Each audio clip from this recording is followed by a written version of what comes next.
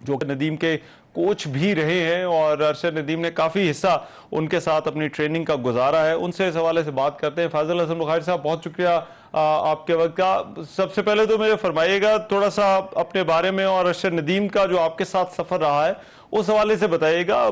कब अरशद आपके पास आया और फिर आपके साथ उनका जो कोचिंग का एक रिलेशनशिप था वो कैसा रहा? सर बहुत शुक्रिया, थैंक यू वेरी मच। और आप लोगों को मुबारक हो, सबको मुबारक हो सर, बहुत ज़्यादा, और बहुत शुक्रिया सर आपका। अच्छा सर, इसमें ऐसे है कि 2014 में मुझे अपने डिपार्टमेंट का कोच मुकर्रर किया गया। तो 2014 के एंड में आप कह लें या 2015 में ना 15 के स्टार्ट में हम लोग रिक्रूटमेंट कर रहे थे स्पोर्ट्समैन को रखने के लिए वापदा में। हेलो जी जी। तो हम लोग कर रहे थे सर वो। अच्छा। तो उसमें अरशद भी ट्रायल्स देने के लिए आया। हम अपनी टीमें बनाते हैं अपने डिपार्टमेंट लेवल पे, अपने यूनिट लेवल पे। हमारी लेस्को थी, तो ये हमें इसने मुझे ट्रायल दिए थे। इसने उन ट्रायल्स में कुछ तकरीबन 54-55 के करीब इसने थ्रो की। तो मैंने इसको देखा, चूंकि ह्यूज था थोड़ा। अच्छा। और इसमें अदब था, और इसमें आप कह लें कि एक चाहत थी, ठीक है, कुछ करने की, जो मुझे दिखी। और मैंने इसको ट्रेनिंग करवानी स्टार्ट कर दी। अच्छा। ट्रायल्स के बाद, हालांकि 54-55 पे हम लोग किसी को नहीं रखते। हमारा एक होता है 65-63 से। अच्छा। यहाँ से हम लोग स्टार्ट करते हैं, जो 65 मीटर तक जो थ्रो फेंक सकते हैं। हाँ जी। अच्छा। इसको मैंने ट्रेनिंग करवाई चंद दिन, आप कह लें 20 दिन 25 दिन या एक माह। तो इसने उस दौरान 66 मीटर थ्रो कर दी फाइनल ट्रायल में। अच्छा। तो हमने इसको रखा। तो उसके बाद हमारी इंटर यूनिट हो रही थी, ये हमारे लेस्को में आ गया। तो इसने इंटर यूनिट विन कर दी, 70 मीटर थ्रो कर गया। तो इंटर यूनिट विन होने के बाद थोड़े दिनों के बाद नेशनल चैंपियनशिप थी। नेशनल चैंपियनशिप हुई, इसने ये वापदा की तरफ से खेला है और ये नेशनल चैंपियन हो गया। अच्छा। अच्छा, तो की है 70 प्लस। लेकिन ये जो किसी भी एथलीट का सफर होता है कि जहां पर एक नेशनल लेवल से उसने इंटरनेशनल लेवल में जाना होता है, ये कितना मुश्किल काम होता है, क्योंकि ये फर्क बड़ा थोड़ा होता है। ये मैं आपको वही बता रहा हूँ। ये एक्चुअली काम जो होता है ना, ये कोच का काम होता है। कोच एजेंडा दे, कोच उस पर काम करे। कोच का काम सिर्फ ये नहीं है मेरे पास आ गया तो कोई मेरा गोल नहीं है, कोई एजेंडा नहीं, बस मैं एक्सरसाइज करवा रहा हूँ। अच्छा। ये कोई बात नहीं है। अच्छा, मैंने गोल सेट किया कि मैं इससे रिकॉर्ड करवाऊंगा, और ये उन्हीं दिनों सैफ गेम्स के लिए सिलेक्शन हुई, ये जीता हुआ था। ये सैफ गेम्स के लिए इंडिया गया गुवाहाटी, इसने वहां पे पाकिस्तान का रिकॉर्ड कर दिया और सैफ गेम्स में 3rd हो गया। जब ये वापस आया तो मुझे जनरल साहब की कॉल आई, इनका अच्छा। सबका फोन आया, ये भी भागा मेरे पास कि मुझे ट्रेनिंग दोबारा से करवाएं सर। तो हमने इस्लामाबाद चले गए। इस्लामाबाद में उस वक्त डीजी साहब थे, अपना गंजेरा साहब, उन्होंने भी हमें सपोर्ट किया बहुत ज्यादा। अच्छा। फिर हमने वहां से आगाज किया ट्रेनिंग का।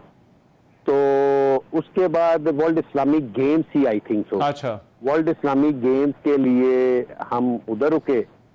उस वक्त हम 80 मीटर के करीब 78-79 पे थे। हाँ। तो इसने वहां पे बाकू में वर्ल्ड इस्लामिक गेम्स में 76 प्लस थ्रो की। अच्छा। तो 76 प्लस कर गए, हालांकि उससे पहले ये 78 प्लस कर चुका था, ठीक है, क्योंकि उस वक्त हमारा आगाज था।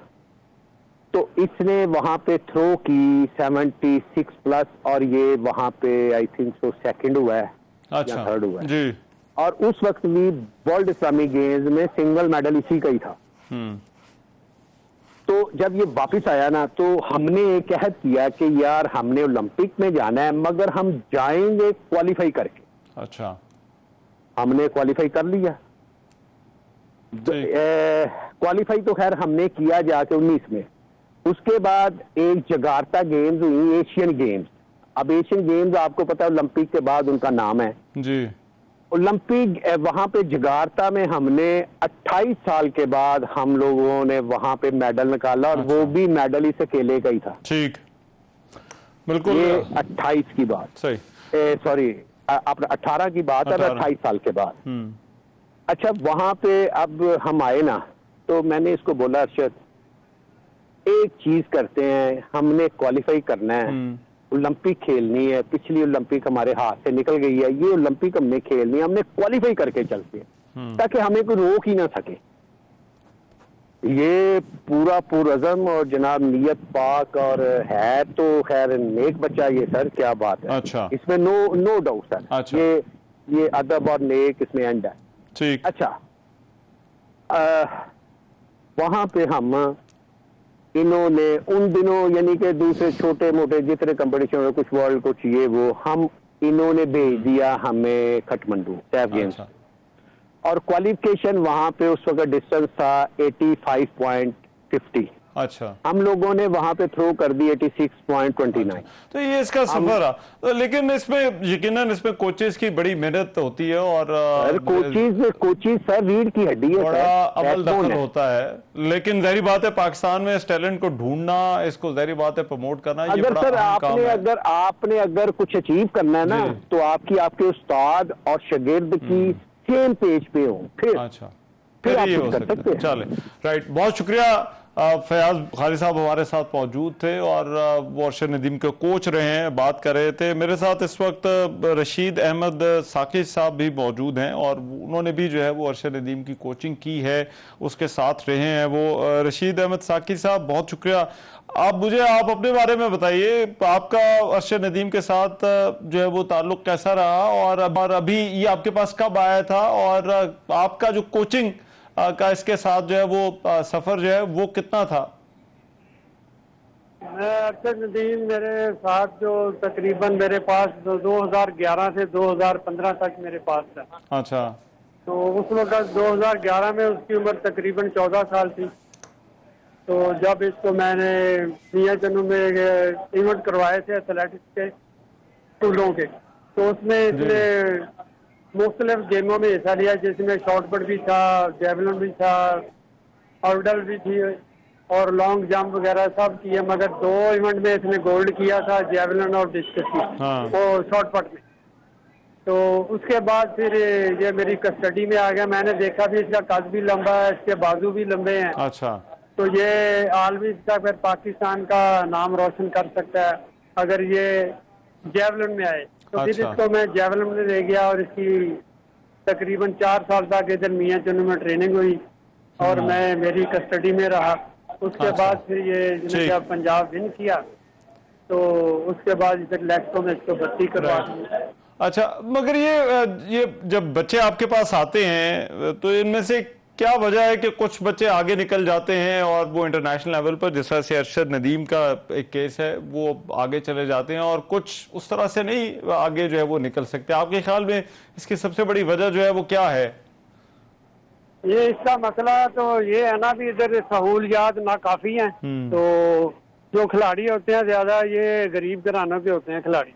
अच्छा, इनके लिए माशी मसाइल होते हैं, जिस वजह से ये लड़के जो होते हैं जो खाने पीने की वजह से, खुराक की वजह से पीछे रह जाते हैं। ठीक है, और इनको आपके ख्याल में किस तरह से आगे लाया जा सकता है? ये जो टैलेंट है, जाहिर बात है ये तो मौजूद है हमारे मुल्क के अंदर, इस जैसे और भी बहुत सारे लोग होंगे, तो किस तरह से जो है वो उनको ढूंढा जा सकता है और आगे लाया जा सकता है?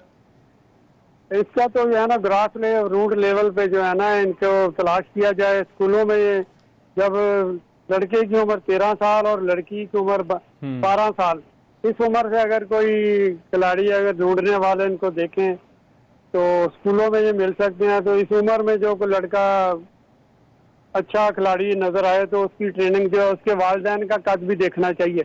तो उसके वालिदैन का कद कितना है, बड़ा है कि छोटा है, उसके हिसाब से अपनी खिलाड़ी का चुनाव किया जाए। इसके लिए हमारे मुल्क में बदकिस्मती क्या है कि हमारे मुल्क में जो खिलाड़ी है ना या हमारे अकाबरीन, उनकी नजर होती है ये पाकिस्तान का मेडल हासिल करना उन्होंने, या इंडिया से मुकाबला करना। बस वर्ल्ड के मुकाबले के लिए उनके ज़हन में कोई प्लानिंग नहीं होती। अगर वो वर्ल्ड के रिकॉर्ड के हिसाब से अपने खिलाड़ियों की ट्रेनिंग करें तो वो सारे वर्ल्ड में पाकिस्तान के खिलाड़ी अपना नाम पैदा कर सकते हैं। ठीक है, बहुत शुक्रिया रशीद साहब आपके वक्त का। पारस नदीम की कामयाबी यकीनन हमारे मुल्क की एक बहुत बड़ी कामयाबी है और इतने सालों बाद उसका मेडल लेकर आना यकीनन एक बहुत बड़ी इंस्पिरेशन होगी, ना सिर्फ इन यंग एथलीट्स के लिए, इन कोचेस के लिए, हमारे जो स्पोर्ट्स के करतरदता हैं उनके लिए भी एक इंस्पिरेशन होनी भी चाहिए कि अगर ये हो सकता है और अभी हुआ है तो ये आगे भी हो सकता है। प्रोग्राम में एक ब्रेक शामिल करते हैं, वापस आते हैं इस ब्रेक के बाद।